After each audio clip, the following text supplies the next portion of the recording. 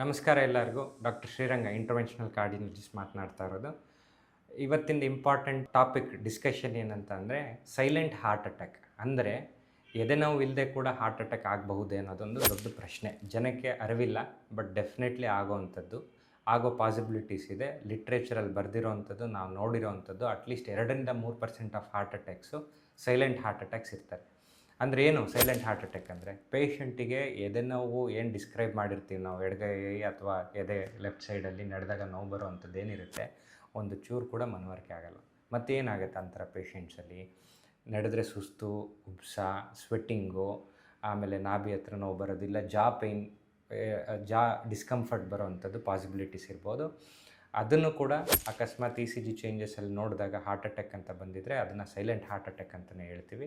ಬೇರೆ ಬೇರೆ ಟೆಸ್ಟ್ ಮಾಡಿಬಿಟ್ಟು ಕಂಡುಹಿಡಿಬೇಕಾಗುತ್ತೆ. ಎದೆ ನೋವಿಲ್ಲ ಅಂದ ಅರ್ಥಕ್ಕೆ ಹಾರ್ಟ್ ಅಟ್ಯಾಕ್ ಆಗಿಲ್ಲ ಅಂತ ಅರ್ಥ ಅಲ್ಲ.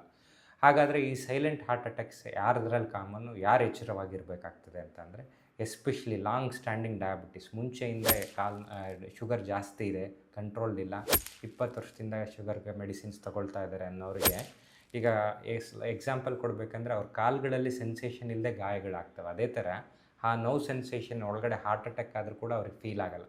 ಅದರಿಂದ ಏನಾಗುತ್ತೆ, ಅದು ನೋವೇ ಗೊತ್ತಾಗಲ್ಲ. ECG ಮಾತ್ರ ಬದಲಾವಣೆಗಳು ಕಾಣುತ್ತೆ, ಇಲ್ಲ ಬೇರೆ ಆಲ್ಟರ್ಡ್ ಸಿಮ್ಟಮ್ಸ್, ಸುಸ್ತು ಅಂಥದ್ದೆಲ್ಲ ಜಾಸ್ತಿಯಾಗಿ ಕಂಡುಹಿಡಿಯುವಂಥದ್ದು. So diabetic patients, long standing diabetes, ಇಲ್ಲ ತುಂಬ ಏಜ್ ಆಗಿರೋರು, 80 ವರ್ಷ 90 ವರ್ಷದವ್ರಿಗೆ ಒಂದೊಂದು ಸತಿ ನೋವುಗಳು ಗೊತ್ತಾಗಲ್ಲ.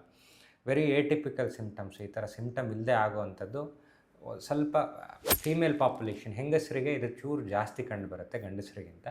ಸೊ ನೋಡಿಕೊಂಡು ಈ ಥರ ಏನಾದರೂ ನಿಮ್ಮ ಬಾಡಿ ನಿಮಗೆ ಹೇಳುತ್ತೆ, ಸೊ ಒಂದು ಸ್ಟೇಜಲ್ಲಿ, ಇಲ್ಲ ಇದು ನನ್ನ ನಾರ್ಮಲಾಗಿ ಆಗ್ತಾ ಇರೋದಲ್ಲ, ಇಟ್ ಈಸ್ ಅಬ್ನಾರ್ಮಲ್ ಅಂತ.